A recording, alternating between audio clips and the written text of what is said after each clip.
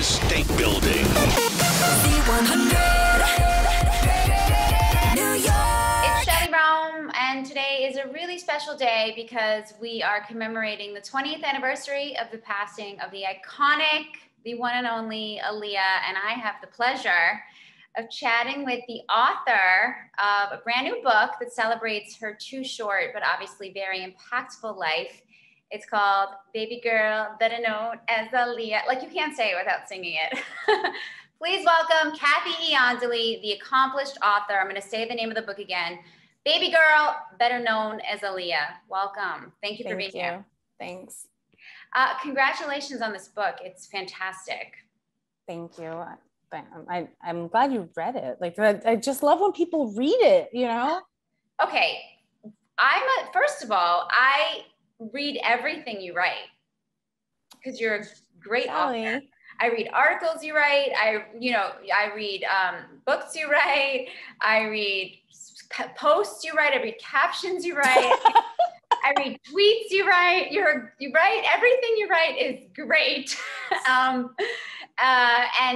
when I found out that you were writing a book about Aaliyah, I was very excited because I'm a fan of yours. I'm a fan of hers, and I know what a big fan you are of hers. So if anybody was going to do her justice, it was going to be you. And I think one thing that people have to understand before even beginning to read this book is that you are writing this as a fan of this artist. I mean, anybody who follows you on social media, you've been talking about this for over a year, I'm sure even more than that. And before anything, you were a huge fan of Aaliyah. Just talk about your love for Aaliyah as an artist and I guess as a person. I mean, have you guys ever met? Did you ever get a chance to meet her?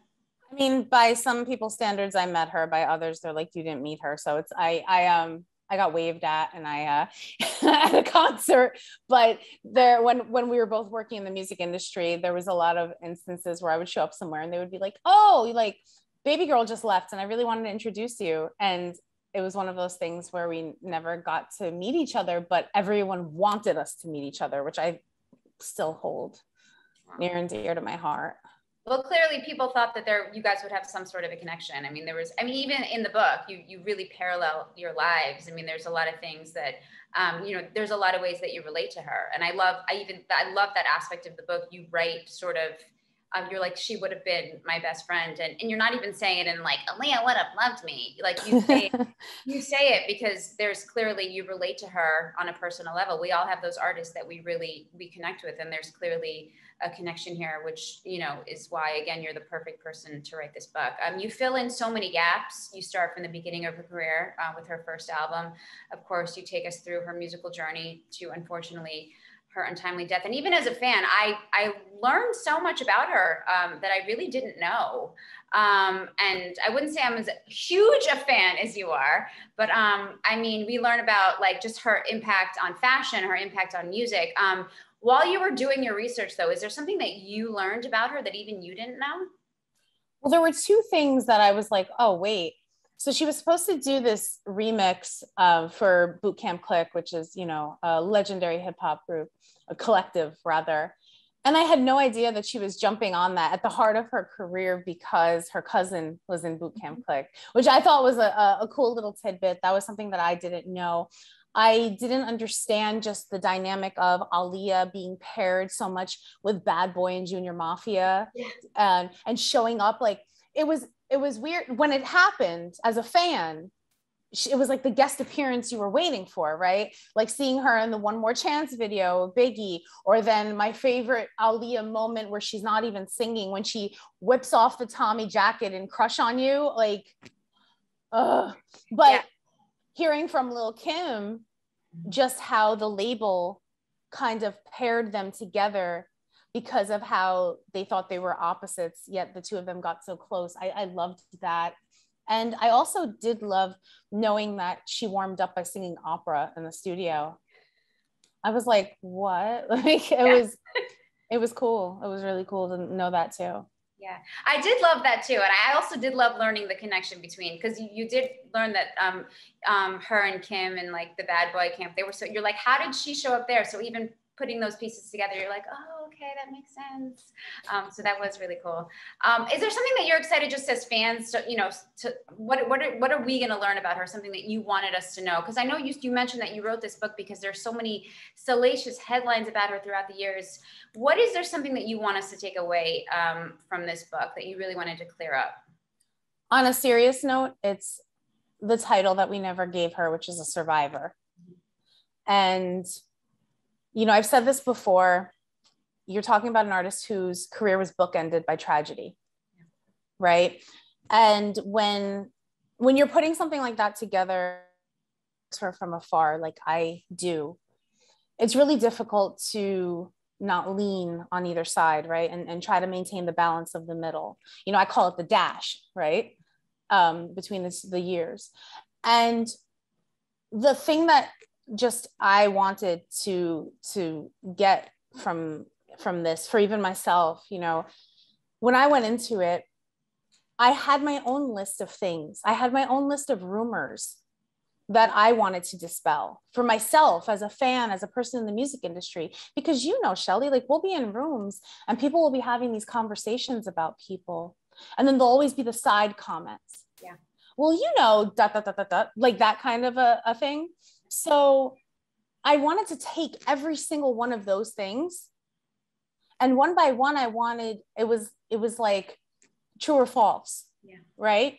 And I'll tell you, a lot of the truths didn't show up in the book because, again, I'm there to protect her. Yeah. Right. And certain truths wouldn't benefit the narrative. There was nothing bad, but certain things would not help the story move along. I'm writing a story at the end of the day. This is a story about a dynamic artist who started, born in Brooklyn, raised in Detroit, was so determined to be a star, had a rocky start, became an icon, dies unexpectedly at a young age, and for some reason is magical enough to carry through 20 years after her death. That's the story. So for people who don't know who Aaliyah is, that's your story. Yeah. But the R. Kelly thing, and let's just call it what it is. That's what we're addressing as the elephant in the room, right? We can't keep doing this dance of making it seem like they were this cute couple that got whisked away and got married and all this other stuff. Not when we're sitting in the middle of a trial and everyone else gets to be a victim and everyone else gets to be a survivor. And she was just the wife. Or you remember Aaliyah messing with R. Kelly? That was the word. It was always messing with R. Kelly. And I say, no, I've said this before, it's abused by R. Kelly. She was the most prominent in a pattern of diabolical behavior. And she survived and she became an icon in spite of him. So that's the takeaway for anybody who's like reading this book or wants to read the book and has their own kind of decisions made on what the story is. Like, let me be very clear. After you read my book, you will never mention that man's name beside hers again. Never. And that's the goal. That's the goal as a woman and as a journalist, as a fan of Aaliyah, as just someone who is here to tell a story. You tell the story correctly or you don't tell it. So. Like, okay, you just gave me chills because couldn't have said it better. I don't even want to talk about it. I had one more question regarding that because I do love that you said we would be denying her that one title, which is Survivor. Mm-hmm. And I just wanted to know your thought on why, after all of that happened and she did distance herself from that situation, why did she, even when that whole documentary came out on Lifetime, still, why was she vilified the way that she was? Why did she, and maybe it's just the story of women, I don't know. But why did she have to bear that brunt? Why do you think that she was the one? Why was she the salacious one? I wish I knew. Okay. I mean, we're talking about an artist who was blamed for her own plane crash. Okay. When she didn't even want to get on the plane to begin with. Right. Okay. Aaliyah, there were so many unfair things that she took the brunt, Yeah. And she still was just so kind, and she was still so incredible, and it was unfair how her life was cut short. But we were also in a society where women were blamed all the time. We're talking about a pre-Me Too era. Mm-hmm. And I do mention in the book how there was an NDA where they couldn't speak on anything. And I wish that you know, were she here, maybe she would break that NDA and kind of speak up, but maybe she wouldn't. But I think that in her absence, we allow, you know, there's a difference between concealing the story out of respect and it not being spoken about at all. Mm-hmm. But we know better because the conversation was still being had. It was just incorrect. Yeah. So it wasn't one of those things where they say, no, we don't speak about that. No, it was spoken about quite a bit over the last 20 years. So if this were something that I purposely dug up to put on Front Street so that everyone can remember it, that's an entirely different story. No, I'm taking the ellipsis outside of every compliment they would give to Aaliyah, because that's what was happening. Yeah, she was brilliant, ... Remember that situation with R. Kelly? It was always there. Mm-hmm. So no matter how you look at it, it's not like it was uncovering something other than what it actually was. Yeah. Absolutely. And that I felt was originally, and I said this in my author's note, I didn't want to include it at all. Yeah. And then I saw the second season of Surviving R. Kelly, and I was like, if I go ahead and I cut this out, I'm allowing the conversation to continue. Yeah, it's true. Absolutely. So put it to rest. Yeah. And well, I love that you touched on the fact that that's the reason why, you know, there's also that made headlines. There's also, you know, when you talk about the unfortunate crash, and that actually makes so much sense as to why you even included that portion in the book where there's a part that we didn't know. There's, I guess, a guy who had handed her some water and a pill, and you alluded to the fact that it was either, it could have been Advil, it could have been something stronger, you had no idea, but it's something that you had to include because it was information that you were given, and you wanted to make clear, because you just said there were people who were blaming her for her death because she was such in a rush to get off the island, that if she just would have had patience and waited, she'd still be alive. Yes. But, you know what I'm saying? So now it makes sense as to why you even wanted to incorporate it in the book, as opposed to getting a headline and, you know, having a scandal sort of surrounding your book so you can sell books. That makes all the sense in the world. It's sort of taking the onus off of her and being like, hello, she didn't even want to get on. She would have waited, and maybe she would have been here if anybody would have even have listened to her. It makes so much sense. Well, and you know, the fact that the media layered that story with even more trauma, suggesting that I said she was drugged and dragged on the plane. Like, no. The one thing is this. She didn't want to get on the plane. It was overloaded. The plane did not take off and go right into the sky, and Aaliyah got her angel wings. No, a woman didn't want to get on a plane, and that plane crashed and a human being died. So let's stop decorating this. Let's tell the truth of the matter, regardless of that pill. She didn't want to get on the plane. So if next time someone is sitting in an airport and they see a tiny little Cessna that looks like it's overloaded, and they say, no, I don't want to get on, let's listen to them. Yeah. It may save her life. It may save whoever's on that plane's life. Absolutely. Okay. So I just, you know, while we're just addressing elephants in the room, let's get this out of the way. There was a statement released by the estate of Aaliyah. I think it was her mom came out and said that, unfortunately, because I'm assuming that she was referring to you. You're the only one that released a book. The author of a book had gone to her gravesite and to promote your book. And because of that, she now has to change the rules, and fans are no longer allowed to go to the gravesite. And now she was going to do this whole celebration for Aaliyah's death, which is today. And because of that instance, she is no longer. And you responded on social media saying that is absurd.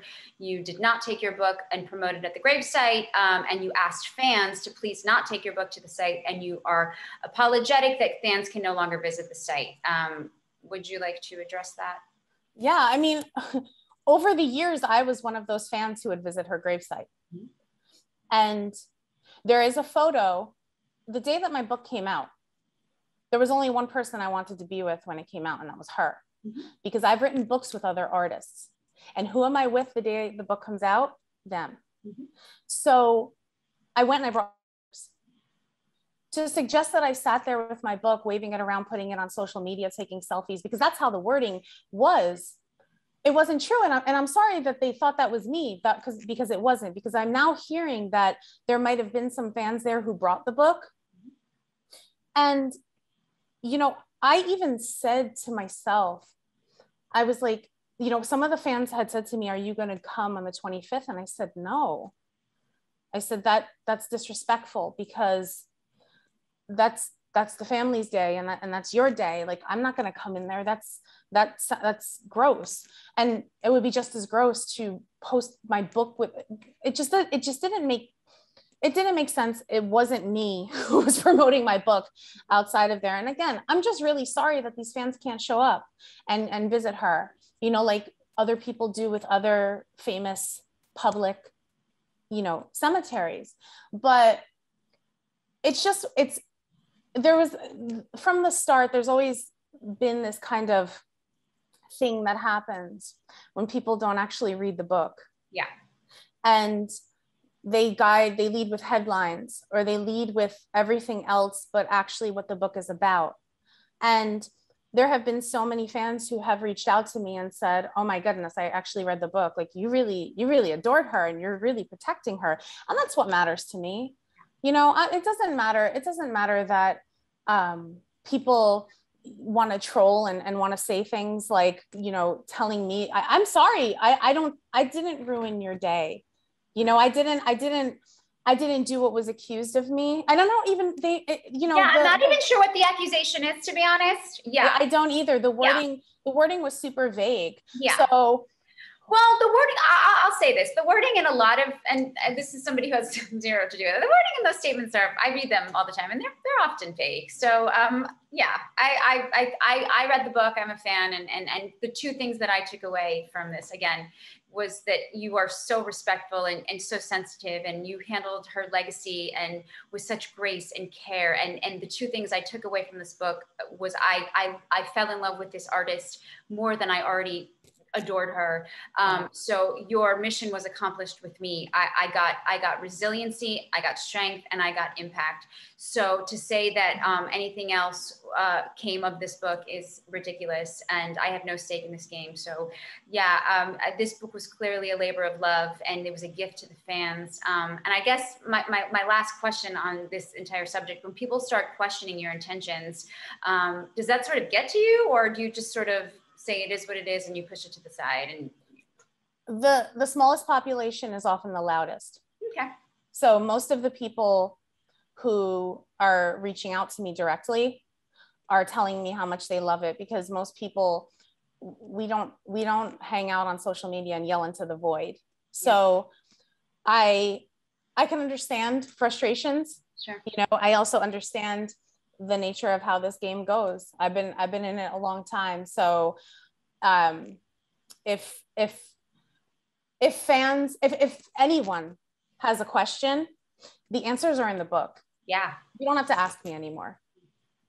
Absolutely. Okay, let's talk about, let's talk about the music. The music, you talked a lot about in the book, just how we've all been waiting so long for the music. And I think this really, again, one of the main things that I took away from your book is her impact. I mean, you know, you discussed it in interviews as well, that we talk about the impact of Aaliyah, but you really broke down her impact in this book. And I think it's pretty clear that a 1 in a Million, the second album, was just released to streaming services. And there's some statistic where it's now like first time in top 10 ever, which is crazy, 25 years since it's been released. How do you think that sort of just like speaks to her legacy, that after all these years, it's doing as well as it is?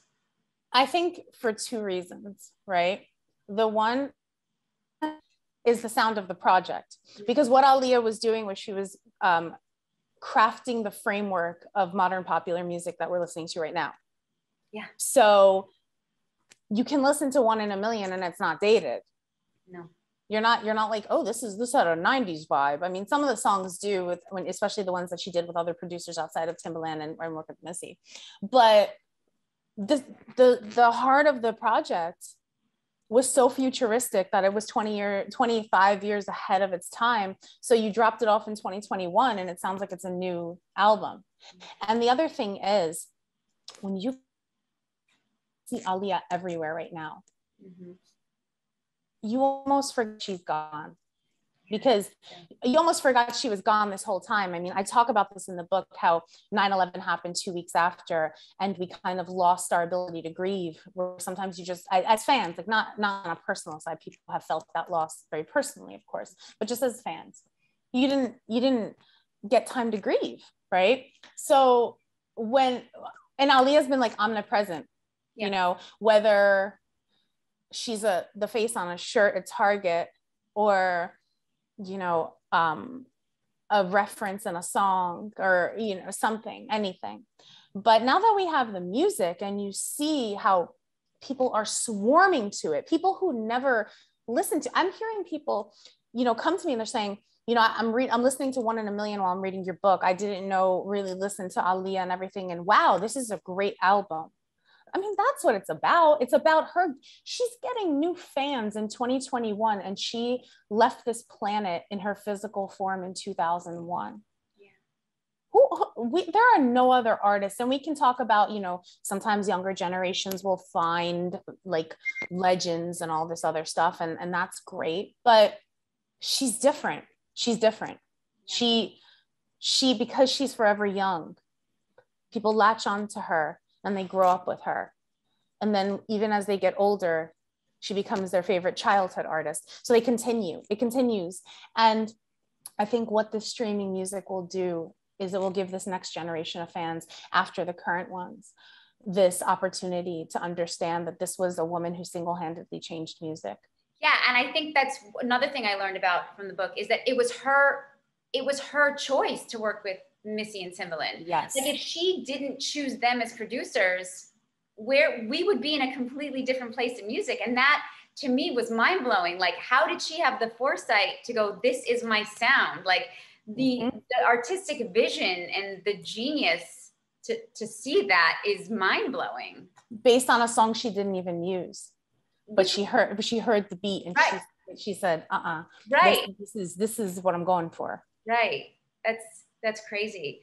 And then even when we go to her third album, which was what we call it the Red Album, but it's a self-titled album, Aaliyah. Like, I loved how you said, you know, even in her short 22 years, even though we lost her, and you get this sense at the end of the book, like your stomach hurts because you're like, oh my God, she was on the verge of like exploding and becoming the biggest artist in the world. And you just want to curl up in a ball and cry, because you're like, crap. Like, besides losing, you know, her family lost her and her friends lost her. Like, we lost her as an artist. You said she did realize she accomplished everything she wanted to accomplish.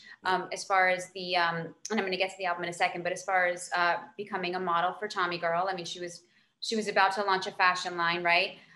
She did movies, and then she realized her artistic vision on this album. Like, she really became the artist she always wanted to be. And I mean, I guess thank you for giving us that, because like, I'm getting chills thinking about it, because you gave us that sort of comfort that, you know, at least she sort of did realize, you know, she became the artist she always wanted to be. Like, she realized that vision as an artist, you know. So in some way she sort of had that completion. That got me a little choked up. And, you know, but like you again, like, this book is such a gift to the fans. Like, you gave us sort of a little bit of closure that we never got. You know, she really sort of had that. She realized she now I'm just babbling, because that part really got to me when you said that. You know, it's like, okay, she got there, you know. Just speak about that process a little bit, just sort of that last album. I mean, she worked with Static Major, and they were out in Australia, and talk about a champ. I mean, she was filming Queen of the Damned. They had a studio and a hotel nearby, so she would be able to walk from the hotel to the studio. So she had this incredible new team with her, you know, with Key Beats and Static and just, you know, a bunch of producers who just saw the vision. And this is a different project, because it was a different process of how Aaliyah did her thing. See, before, you know, she'd get like a reference track, and she would go in the studio and she would sing the track, but she would change up the lyrics on a freestyle as she was singing, right? This time it's her and Static in the studio, and him being like, what do you want to talk about? And I believe that's why the album is self-titled, because I think that she felt like it was the heart of who she was. and she felt herself completely in this album. See, with One in a Million, you're talking about a project that is theoretically in two parts.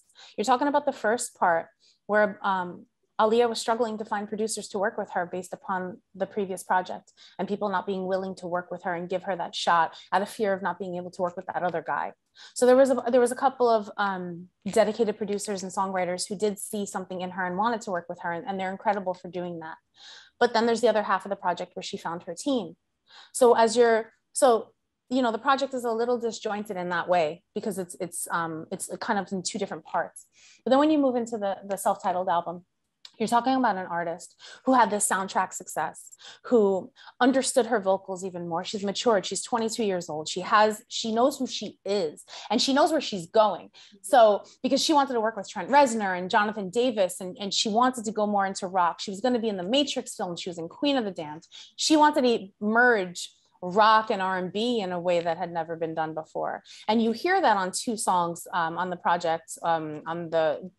There's like a deluxe version. It's I Can Be and What If. And you can hear the guitar licks, you can hear the sound, like where she's going with it. And again, it leaves you on the note where you're like, man, she was such a visionary. And this project was so close to who she was in that moment. And it's like, we got this perfect picture of who Aaliyah was. And we can take that with us, right? Like we can hold on to that now because she did realize everything she wanted to do as an artist. There was much more to do, but she did reach her full form. Everything else would have been an enhancement. You know, she wanted to do her Dolly Pop, her fashion accessory line. She was going to do more movies, but she achieved. She was a fashion icon. She was an actor. She was a singer, songwriter, producer. She did it. And, you know, we always said that she was going to be the biggest artist in the world. Like now we look at it and really, she could have been the biggest artist in the world. August 25th, 2021, 20 years after she passed away, she's breaking records on iTunes. She's at the top of the charts. She is in fact right now the biggest artist in the world. And we need to focus on that. Forget all the other noise. Absolutely. Forget everything. That's what's important right now. That's what she did what she wanted. This is the thing that we wanted for her as fans. She got it. And every year we look at this day and I think that today is the day to be happy. Like we're celebrating her life now because again, go to Times Square, go to Hollywood, go to London. There's an Aaliyah billboard looking right at you. To know that this is her moment. And me or anyone else, we can't take that away from her. She deserved this. She deserves to be the top artist because that's what she hoped for. That's what a survivor turned icon deserves. So that's what I'm celebrating today. And everything else? Noise.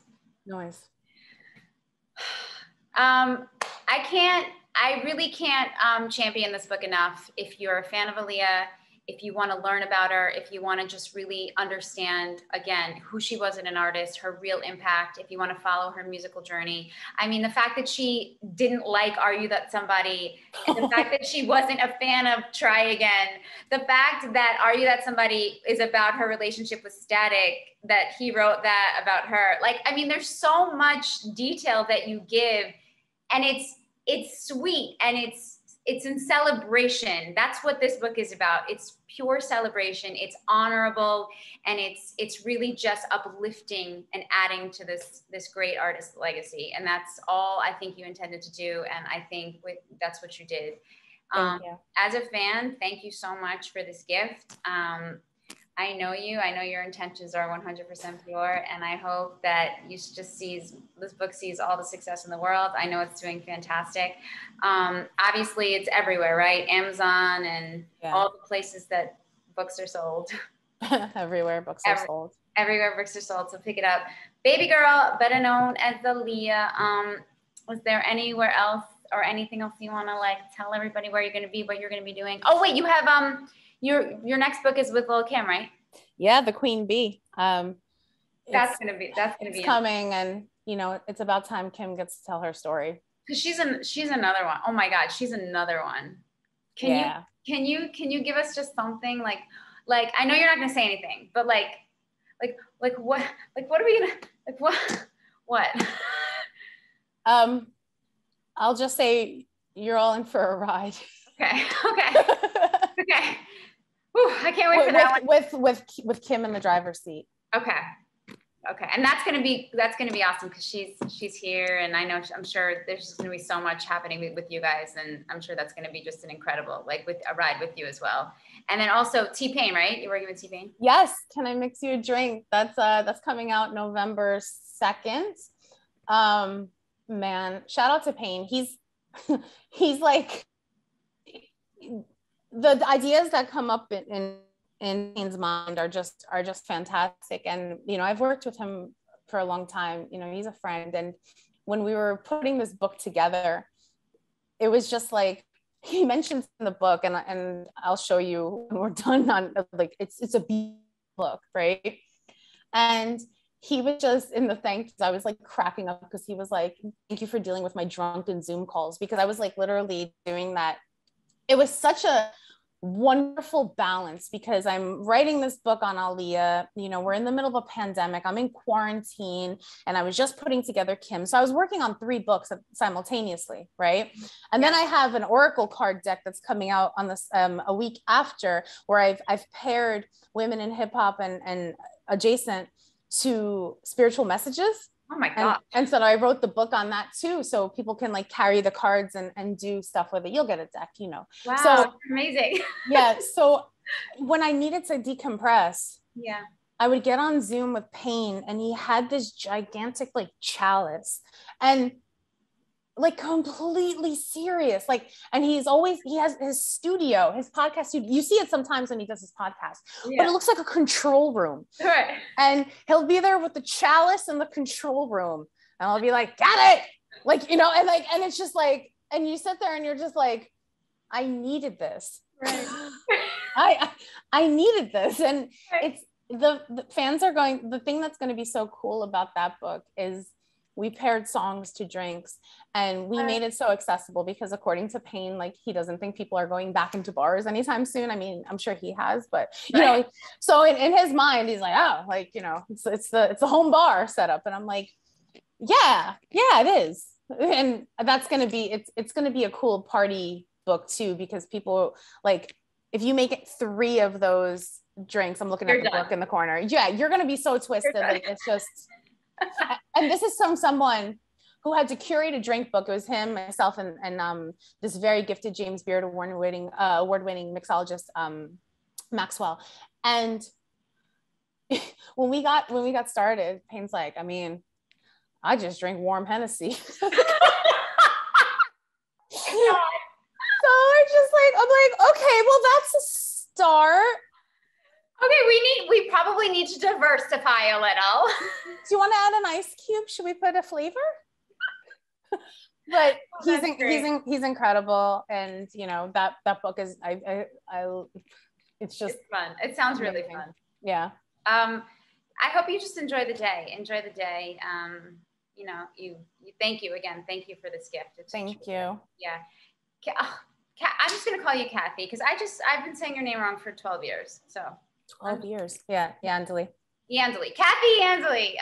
Baby girl, better known as Aaliyah. It's an amazing book. If you're an Aaliyah fan or if you're a music fan, just read it. You won't be sorry. I love it. And I'm sorry, I'm not sharing my copy because I'm gonna read it again because I love it. Kathy, I love you. Have an amazing day. I love you, Shelly. Thank you. Wow. From the top of the Empire State Building. 100.